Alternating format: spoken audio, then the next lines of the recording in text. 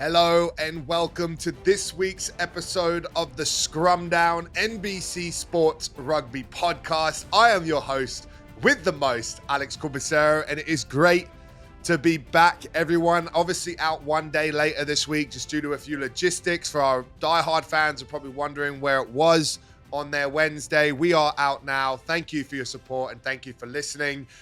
This week's guest is Alex Lowe from The Times, returning to the show again. We kind of just have a back and forth over a lot of the key topics and stories of the week. You know, we start with reacting to the Premiership results on the weekend, looking at the playoff implications, the run-in for the Premiership. We then talk Ollie Woodburn, yellow card, Jack Noel in trouble with his tweet with RFU disciplinary, what those ramifications for players are going forward and how it impacts the game.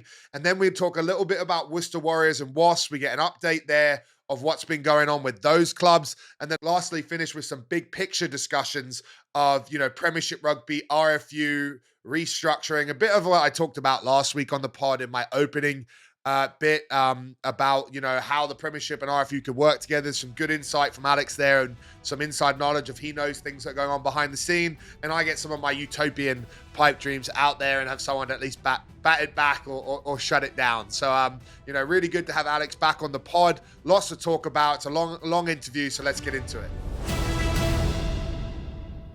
And we are joined by the returning Alex Lowe. Welcome back to the pod, mate. It feels like a while, but good to have you back on. How's things going? Yeah, it has been a while. No, thanks for having me. Things are good this end. The sun's out. We're about to get some summer rugby in, which as the spectators we all enjoy. It's a bit harder work for the players, but no, we're good. We're good. How are you? How's your season going? I saw you on that picture of you on Instagram, like you were Travis Kelce, kind of strutting into the game.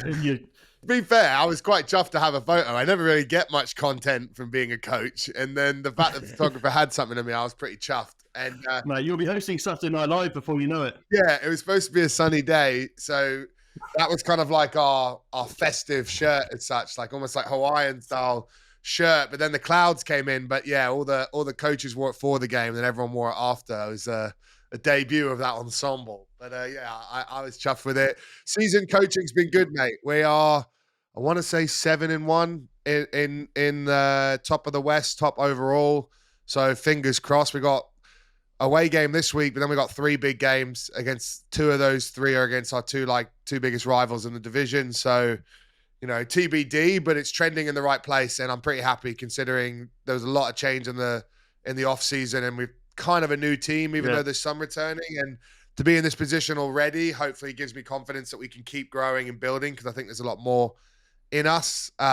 Also got my tight head Luke Green from London Irish, which has been fantastic to work with him, and something I've been absolutely chuffed about is that London Irish would trust us with the development of one of their props, mainly because I feel like we get to work together and I get to really help him develop his set piece, and I've been excited with the progress we've made in a few weeks, and I would quietly tell everyone to keep an eye out for him next year in the Prem, because he's going to be a force. It's really interesting development that, because I'm actually going to London Irish on Thursday to go and see some of the Rob Simmons and some of their guys, and there's been an issue over in the Prem, as you know, of young players not getting enough game time. So to get them to come over and join you, get all that expert coaching from you, of course, turn him into a monster, and then send him back to the Prem, it's a great opportunity for him. Absolutely, because coming from a great environment, a great program like London Irish, the academy is phenomenal. Scrum coach, you got Ross Millen there, who I played with, who's done a fantastic job with that pack. And I think, for them to trust me to really work on his front row detail, which, my bread and butter is around crouch bind set and a lot of the stuff that decide the big games, and to be able to pass that on to someone, I'm excited, especially someone as physically as impressive as Luke, that I think when we crack it, I do feel like, the sky's the limit for this kid. Class, well, we will look out for him. I do really think that the MLR should be a potential option for a lot of these Prem academies who maybe have, I would say it's probably going to suit more forwards, because by the time backs are old enough to play probably in the MLR, they should be there or thereabouts in their Prem squads. But I'd say maybe front row, second rows, the odd back row, guys that maybe develop a little later to get a season, maybe once they're done with the under-20s where they're a starter.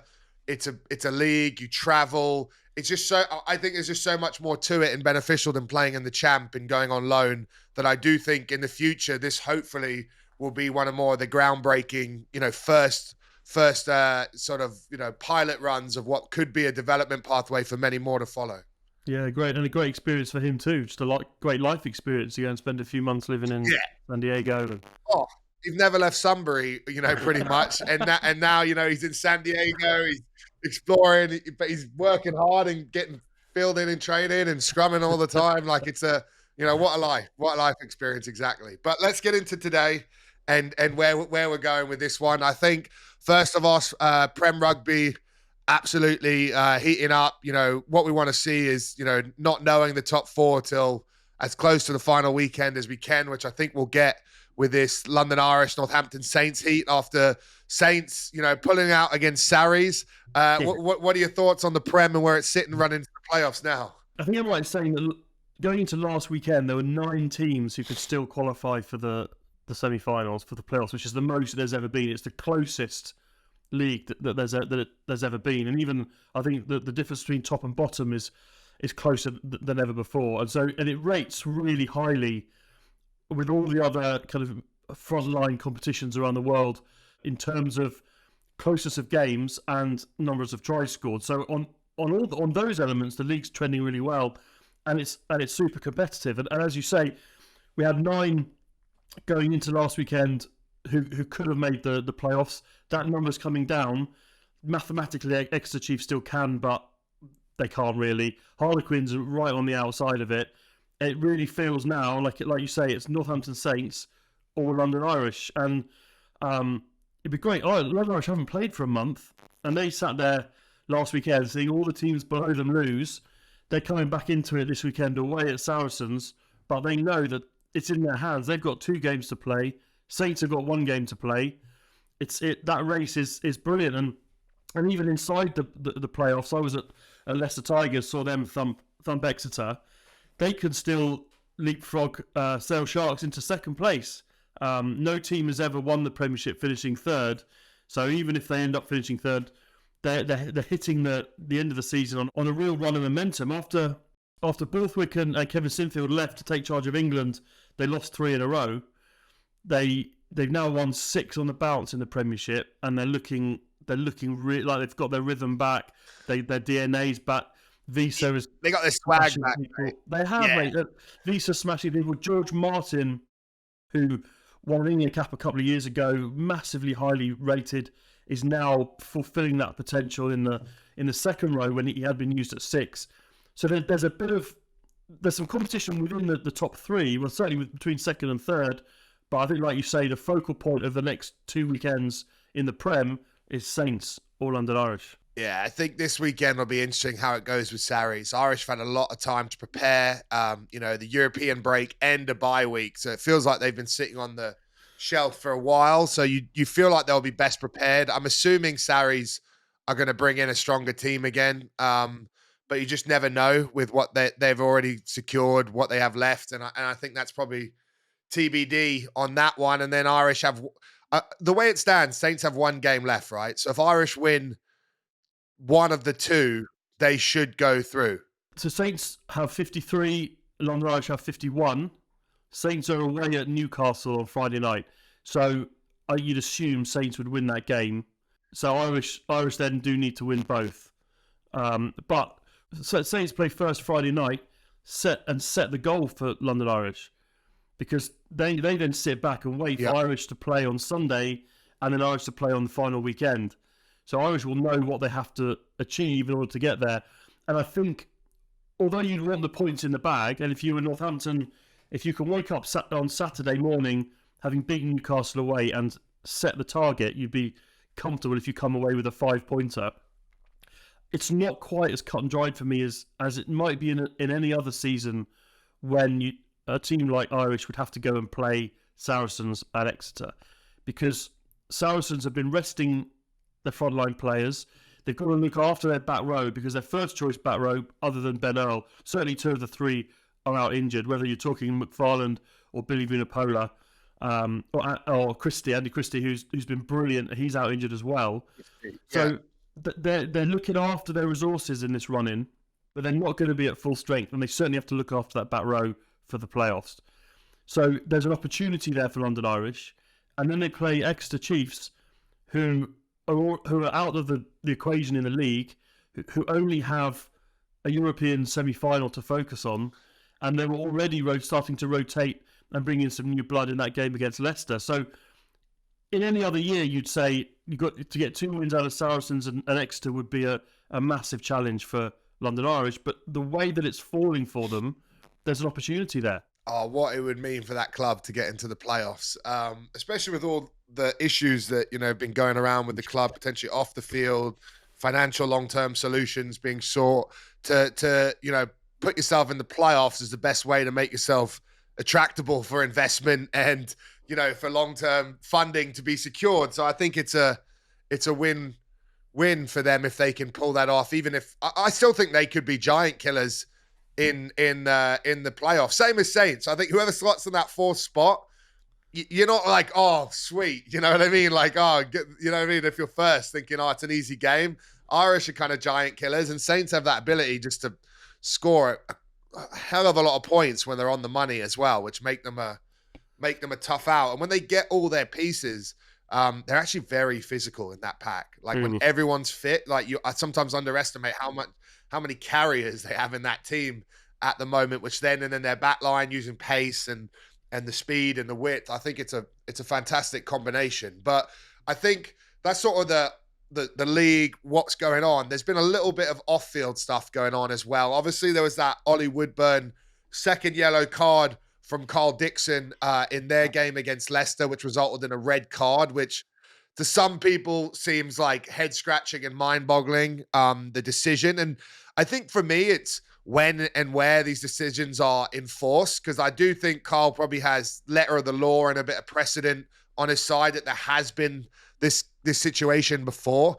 But it's just the fact that this situation seems to be ignored so many times. Like, how many times do you see guys diving as people are sliding over the line to try and stop them scoring? And so there's no head contact, no high.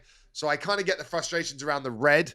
And then we've got more the off-field story of people like Jack Knoll, who now are being charged by the RFU for a comment on Twitter with when this guy's about to potentially play his last game at Sandy Park, a European final, a semi-final to see out his time at Chiefs, and that's up in the air. It's kind of all turned into a little bit of a tailspin in a matter of days.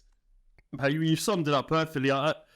It's the most rugby union thing that could happen, which let's start with the fact that the referee in rugby union has a law book that's like that thick that he has to memorise.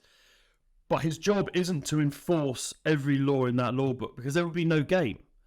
It's about interpreting the situations at the time and applying them accordingly to help the game flow.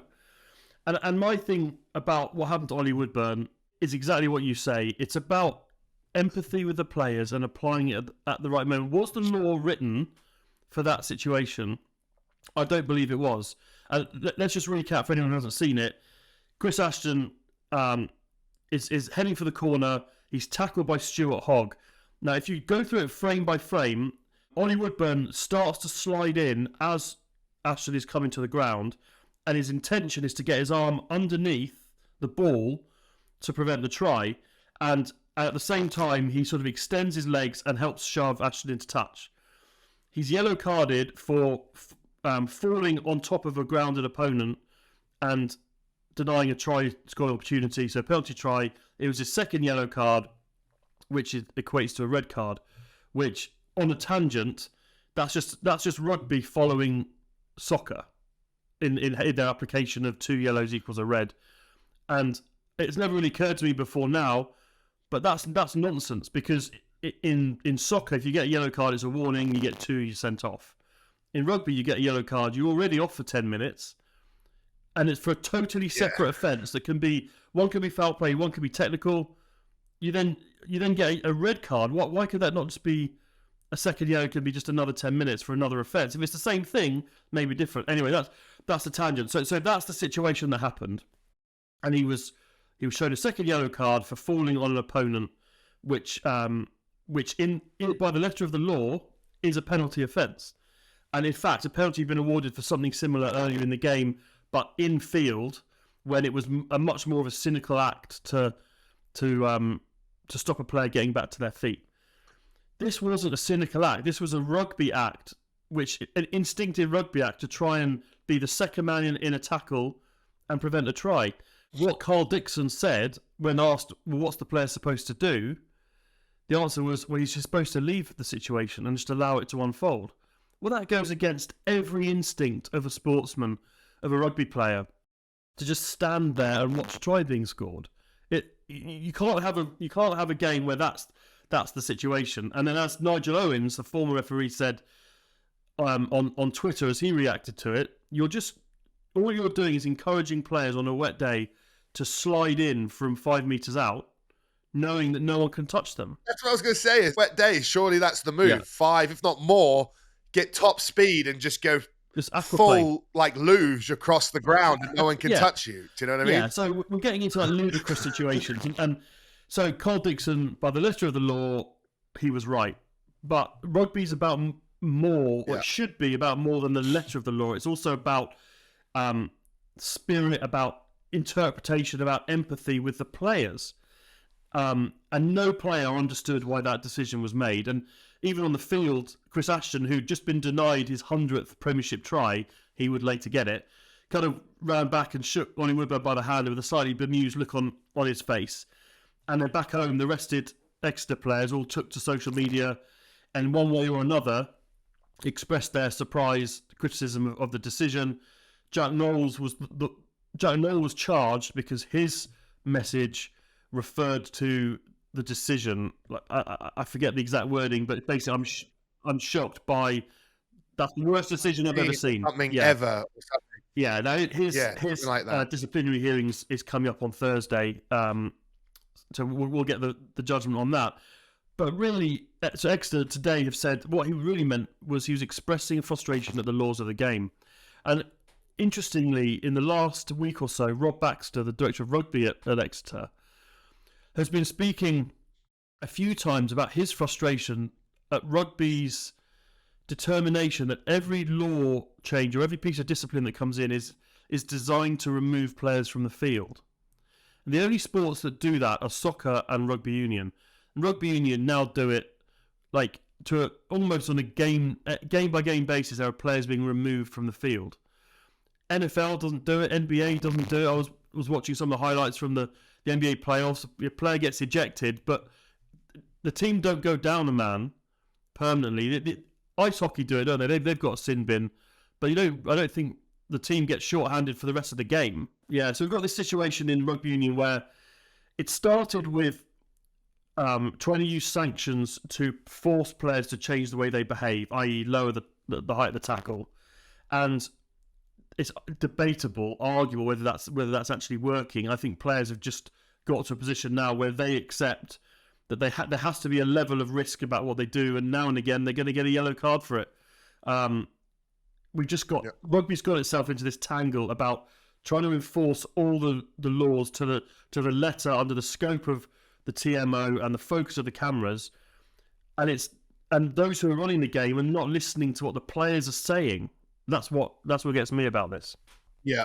And the thing I always find difficult is like the line of what you're allowed to say and not with these decisions. Like, like he's not directly criticized or slagged off the ref or tried to call him, like he was biased or, like, do you know what I mean? There was some motivation behind it. Like in rugby, you get judged by split-second incidents, like on the outcome and like not the intent or whatever behind it. And then if you're a referee, you've got these you've got to make these tough decisions.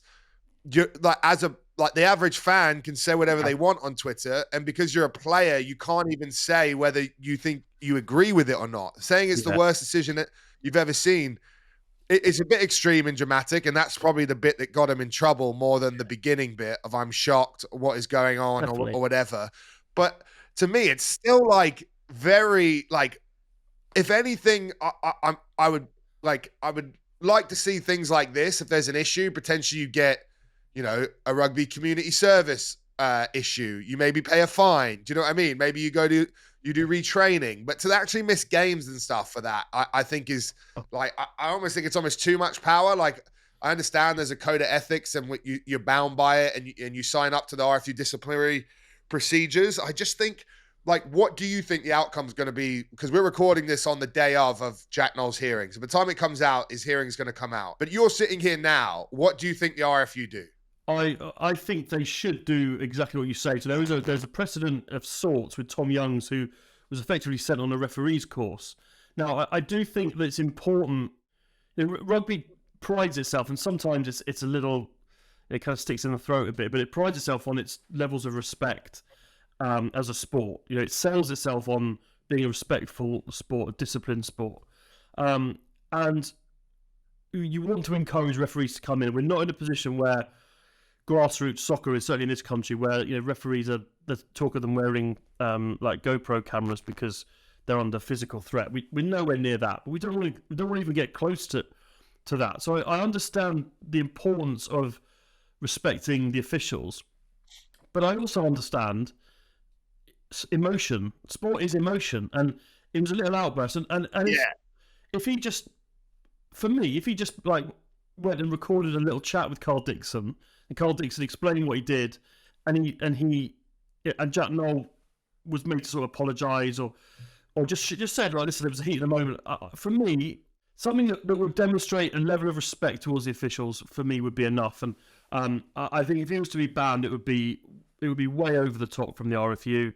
And I think actually, if he went and did a level 1 refereeing course, or it went and engaged and refereed some school matches or something, just did a bit of something that helps him understand. For me, that's as far as it needs to go. That you don't need any suspensions for this. It was an emotional reaction. It was critical of the decision, but I don't think it was undermining the referee. But there are ways of handling it that don't require a suspension. But his situation at Exeter should be irrelevant to the decision. It would be a shame if he got any bans that prevented him from seeing out the season with Exeter. I'd be surprised if it would be a travesty, mate. Obviously, he made a mistake, but it would be a travesty if it went that far for me. And so fingers crossed. And I guess people will know the outcome probably as they're listening to this. So, we could be bang on, or we could be so far off from the RFU, throw the book at him. And that's what the rest of the Newsweek stories will be like. But we'll park Woodburn now.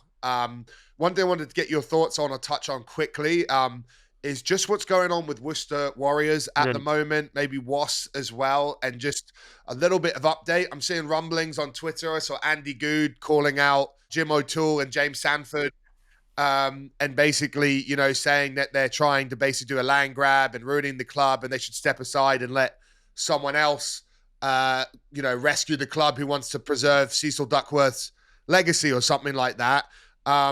What is going on there, and what's the latest of where we sit right now? Well, the two situations are different. So I'll start with Worcester.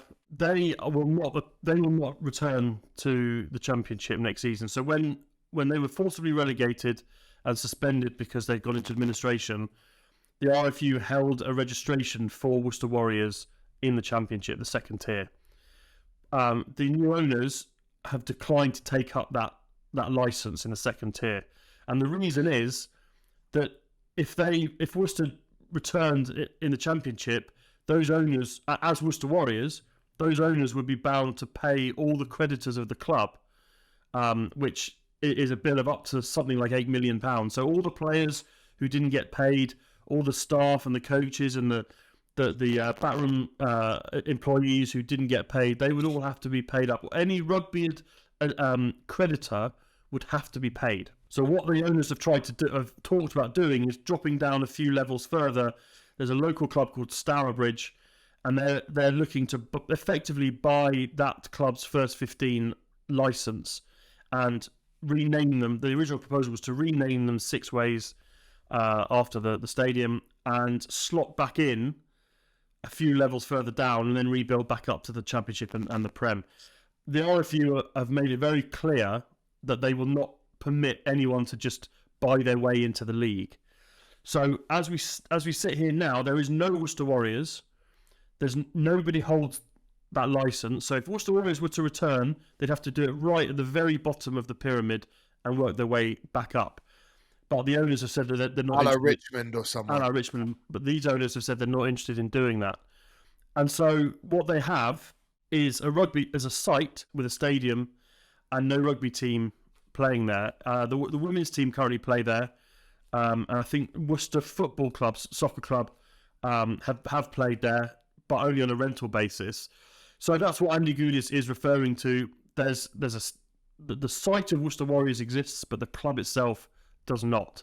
And so a city the size of Worcester, with its rugby heritage going back to the 1800s, won't have a pro team. There is an amateur team there called Worcester RFC, who play just next door to Six Ways, but no pro team will be in place in that city. And the question for me is, were the RFU aware of these intentions when they actually approved them as the buyers? And were they already aware that they were going to try and circumvent paying the rugby creditors, which to me is wild? And then was Steve Diamond and other bids, were they willing to pay the creditors? And was there an option where the rugby creditors could have been paid? Yes, there was. And Steve Diamond was involved in one of the consortiums who was committed to doing that and to returning Worcester Warriors into the championship. The RFU have actually written just in the last week to all those credited ex-players and employees to outline that they were not involved in choosing who the club was sold to. That was done purely through the administrators.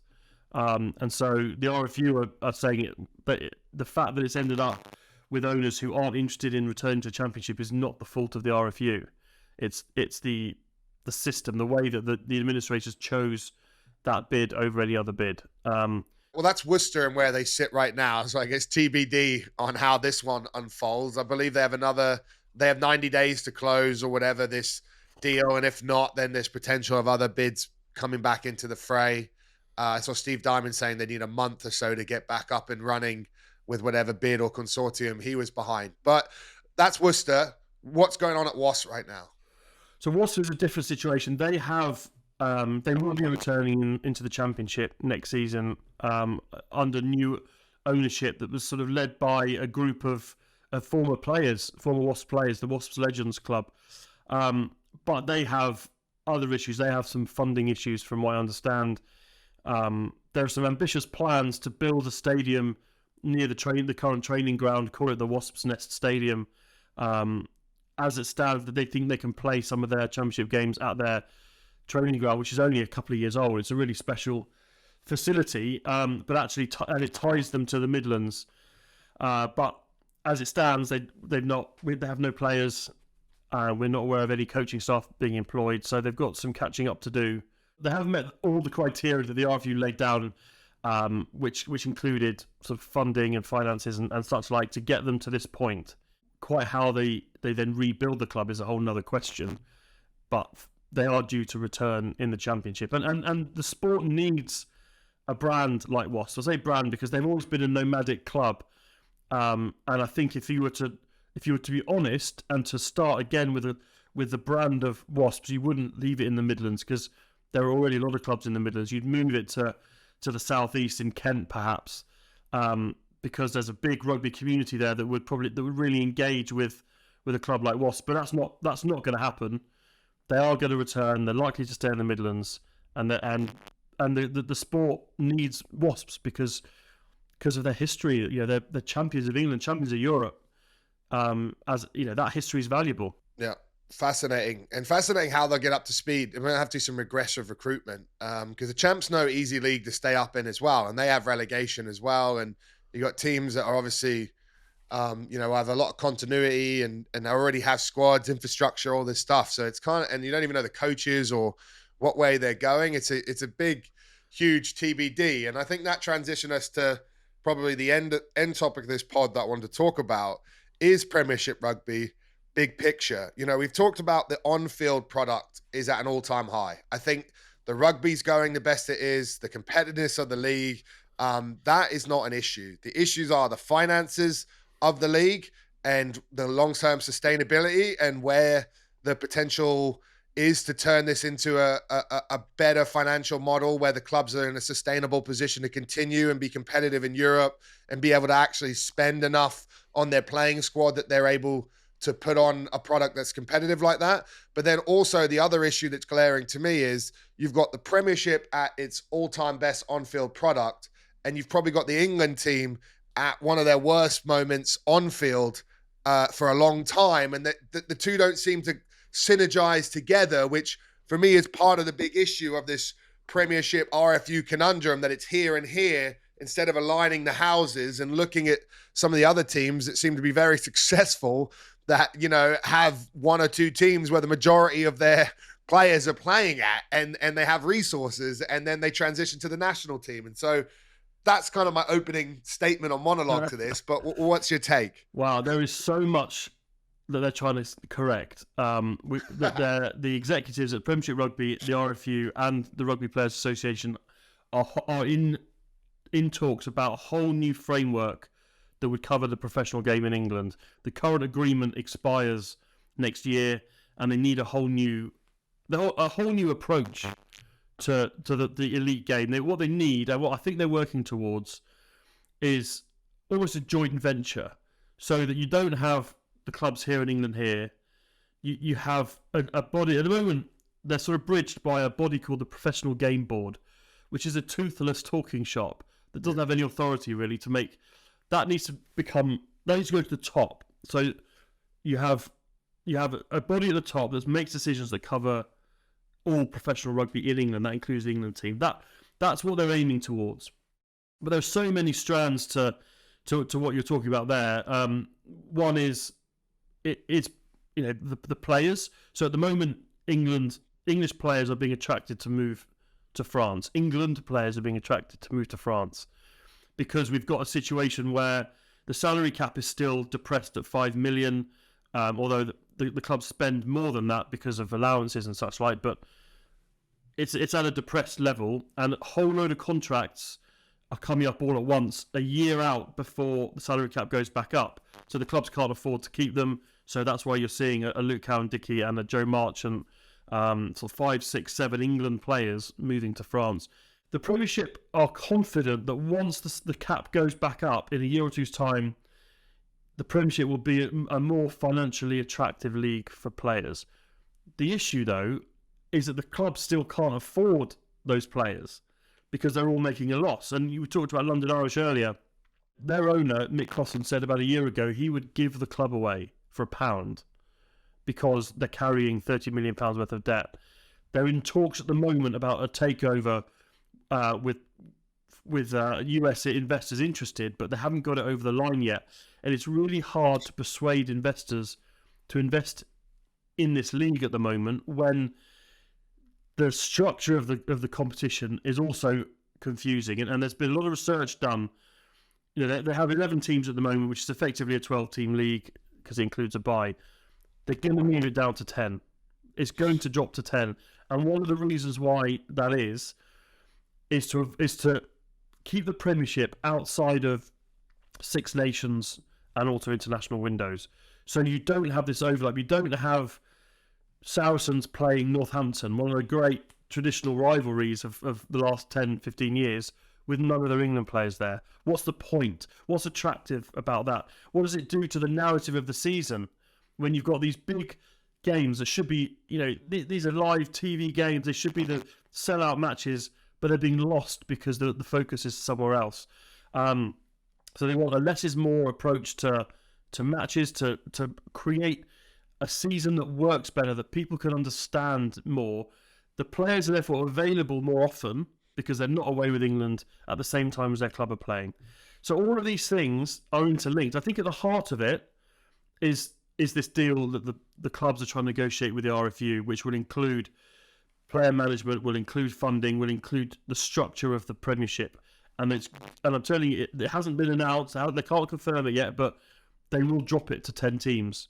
How they do it is another question. Whether it's just a relegation season and whoever finishes bottom gets lost, be pretty brutal.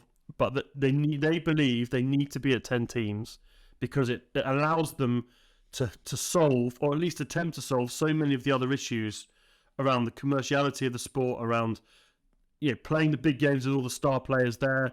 It's too confused at the moment. As we said earlier, London Irish haven't played for a month. Part of it's because there was a bye week. Like, it needs to be. There's a whole load of things that are all interconnected that need to be solved, and that's the work that's ongoing at the moment. And there's no quick fix to this because the league will continue losing money for a long time, but they're going to make some fairly drastic moves to improve the structure of the season and make it a better fan experience in the stadiums. They've looked at the NFL and how, was it 10, 15 years ago now, I remember reading a piece where the NFL had come to realise that the TV product was so good and the tickets were so expensive that people were not going to the games. So that's why we now have these mega screens, all the info. If you go to an NFL game, you are as clued up about what's happening as the person watching at home. And in Premiership Rugby at the moment, you're not. Let's go back to Ollie Woodburn. Nobody at Welford Road, 25,000 people, would have had any idea why he'd been sent off. And that just doesn't encourage people to attend. So the loads of things I've just fired at you there. Yeah. They're all interconnected, actually. Yeah. But it all comes down to how can they improve the engagement of the league? How can they make it an appointment to view every weekend? And at the moment, it's not, because they will hold matches when England are playing, and by definition means it can't be appointment to view. That's all positive that those two are at least speaking and trying to draw up an agreement, because obviously they have an agreement. But that's where I've always thought the issues are with the English system, and it's part of the reason why revenues are so hard to generate in the Prem, and it's also part of the reason why the England team's hard to get it really successful, is because of this club-country divide. And like, for me, looking from the outside, I see the RFU, who are the richest union in the world. They have genuine assets they could leverage for cash. They generate a lot of revenue with Twickenham and that. Then you've got their team, which, if that team is successful, the revenue and the cash and everything, the pie keeps growing. And then you've got Premiership Rugby, who are the feeder to that national team, who really are the core driver of the academy system, the development, everything going on. Hemorrhaging cash, unable to find a revenue situation, multiple teams that run at a loss, which could, on a dime evaporate like we've seen two this season. What if the RFU actually bought into all the clubs? Like, say the two or three that are struggling, that can't, that's how you get rid of them. They get a buyout from that RFU cash and they get the money, cuts off the debts, pays off the creditors. They're out with their cash. Now we've got 10 or 9 teams or 8 teams. And maybe the teams that RFU buy or buy out, they become championship teams in the long term. And you put a small, I still think 10 teams is too much from thinking about it. Like, I've been thinking about it. If you wanted the England team to be really successful, look at Ireland. How many, they got 3 provinces? 4 provinces? 4? Oh, yeah. Ireland have 4 provinces. What if we had 6, 8? Or even if we had 4? Imagine if you had a North, a Midlands, a Southeast, and a Southwest, and that was your fan base, and they only played when the national team weren't playing. Like, all of a sudden now you're generating a lot more revenue. They obviously couldn't just play a league in themselves and have to draw a whole new model. But just the fact, when I look from the outside in, it's like, if you're the RFU, you've got to be coming in with your cash, you see a wounded animal here that needs help, that it actually feeds into your system and your machine, that there's got to be a deal that makes sense for the restructure. Because to me, like, I'm a big believer the club season's way too long. I think, like, I almost think, like, personally looking at it, that almost every union should be buying into their league to restructure the season through World Rugby, through Grant, whichever way you got to get it done.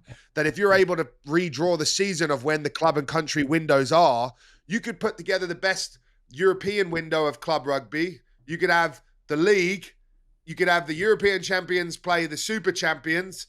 That ends, and then you'd have 5-6 months of international rugby or whatever. And then you'd run your champ, or as an ITM, as a shoot shield, or as a lower comp that goes on during those windows. It keeps your player pool big. And then those guys have 6 months of a champ wage, and the better ones have another 4 months of club wage, and the top internationals have their club wage and their international wage. And it's like, then you've also redrawn the lines that club and country can be very profitable together.